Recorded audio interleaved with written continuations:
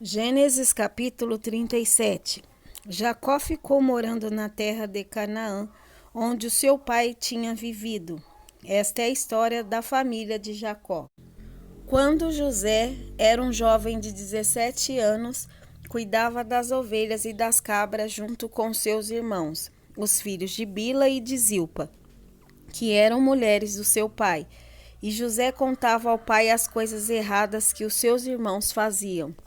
Jacó já era velho quando José nasceu, e por isso ele o amava mais do que a todos os seus outros filhos. Jacó mandou fazer para José uma túnica longa de mangas compridas. Os irmãos viam que o pai amava mais a José do que a eles, e por isso tinham ódio dele e eram grosseiros quando falavam com ele. Certa vez José teve um sonho e contou aos seus irmãos. Aí é que ficaram com mais raiva dele, porque ele disse assim: Escutem, que eu vou contar o sonho que tive. Sonhei que estávamos no campo amarrando feixes de trigo. De repente, o meu feixe ficou de pé e os feixes de vocês se colocaram em volta do meu e se curvavam diante dele. Então os irmãos perguntaram: Quer dizer que você vai ser nosso rei e que vai mandar em nós? E ficaram com mais ódio dele ainda por causa dos seus sonhos e do jeito que ele os contava. Depois José sonhou outra vez e contou também esse sonho aos seus irmãos. Ele disse assim: Eu tive outro sonho. Desta vez o sol, a lua e 11 estrelas se curvaram diante de mim. Quando José contou esse sonho ao pai e aos irmãos, o pai o repreendeu e disse: O que quer dizer esse sonho que você teve? Por acaso a sua mãe, os seus irmãos e eu vamos nos ajoelhar diante de você e encostar o rosto no chão? Os irmãos de José tinham inveja dele, mas o seu pai ficou pensando no caso. Um dia, os irmãos de José levaram as ovelhas e as cabras do seu pai até os pastos que ficavam perto da cidade de Siquém. Então Jacó disse a José: Venha cá, vou mandar você até Siquém, onde os seus irmãos estão cuidando das ovelhas e das cabras. Estou pronto para ir, respondeu José. Jacó disse: Vá lá e veja se os seus irmãos e os animais vão bem e me traga notícias. Então, dali do vale de Hebrom, Jacó mandou que José fosse até Siquém, e ele foi. Quando chegou lá, ele foi andando pelo campo. Aí um homem o viu e perguntou: O que você está procurando? Estou procurando os meus irmãos, respondeu José. Eles estão por aí, em algum pasto, cuidando das ovelhas e das cabras. O senhor sabe onde foram? O homem respondeu: Eles já foram embora daqui. Eu ouvi quando disseram que iam para Dotã.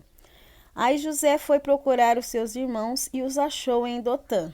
Eles viram José de longe e, antes que chegassem perto, começaram a fazer planos para matá-lo. Eles disseram: Lá vem o sonhador. Venham, vamos matá-lo agora. Depois jogaremos o corpo num poço seco e diremos que um animal selvagem o devorou. Assim veremos no que vão dar os sonhos dele. Quando Rúben ouviu isso, quis salvá-lo dos seus irmãos e disse: Não vamos matá-lo, não derramem sangue. Vocês podem jogá-lo nesse poço, aqui no deserto, mas não o machuquem. Rúben disse isso porque planejava salvá-lo dos irmãos e mandá-lo de volta ao pai. Quando José chegou ao lugar onde os seus irmãos estavam, eles arrancaram dele a túnica longa de mangas compridas que ele estava vestindo.